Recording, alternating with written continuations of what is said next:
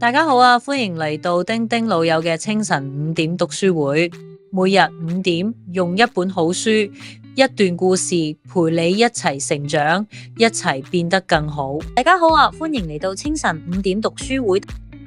今日要同大家分享嘅書就係好好準備變老，作者係老人科梁萬福醫生。其實每個人都一定會行到變老呢一步，咁我哋應該點樣面對，點樣準備？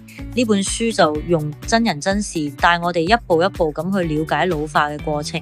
老化係無可避免嘅，不過如果我哋識得調整心態，年老都可以過得開心同充實。第一章初老人生，嚟到初老嘅階段，一般大約係50至60歲啦。社會通常就當呢個係退休年齡，不過每個人老化速度都唔同。去到人生下半場，我哋一定要好好規劃啦。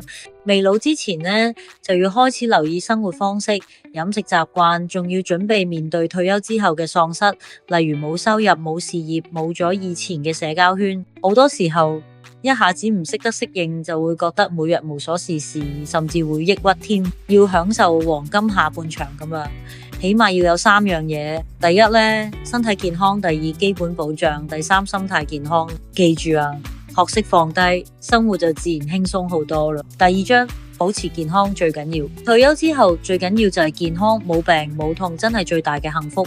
持續運動、健康飲食係人生下半場最值得投資嘅嘢。每年要做身體檢查，慢性病例如高血壓、糖尿病、高血脂要定期睇，5年仲要照1次大腸鏡。女士就更加唔可以少咗婦科檢查同埋骨質疏鬆測試。隨住年紀大，最好有個固定家庭醫生。飲食要均衡，適量運動，仲要保持好奇心，開拓視野，好好享受人生。其實腦退化、柏金遜症、三高、骨質疏鬆、耳鳴、肌肉流失、腰背痛，慢慢都會出現嘅。最緊要係識得適應。第3章照顧長輩，講到照顧長者，做家人真係好唔容易，壓力大到不得了。唔單止要有體力、耐性、時間，仲要有知識同孝心。照顧者要記住，唔好淨係照顧人，都要照顧自己身心健康，仲要識得揾支援。如果長者面對末期病，最緊要有機會清楚了解病情，知道治療選擇，等佢哋可以同家人一齊傾，作出自己嘅晚期照顧計劃。第4章幸福要及早計劃嘅，每個人最後都要面對死亡。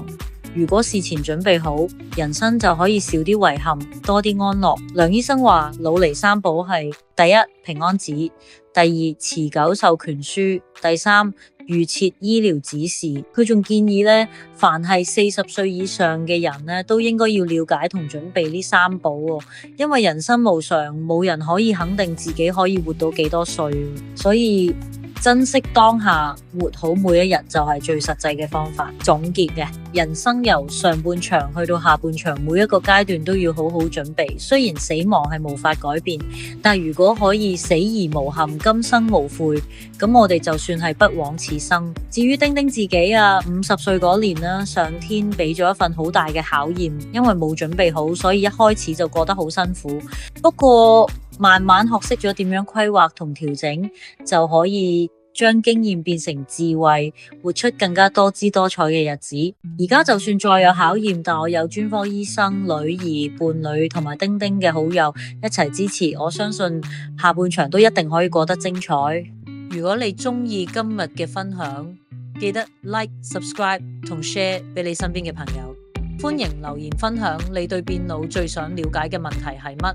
丁丁會喺之後嘅影片同你哋慢慢探討。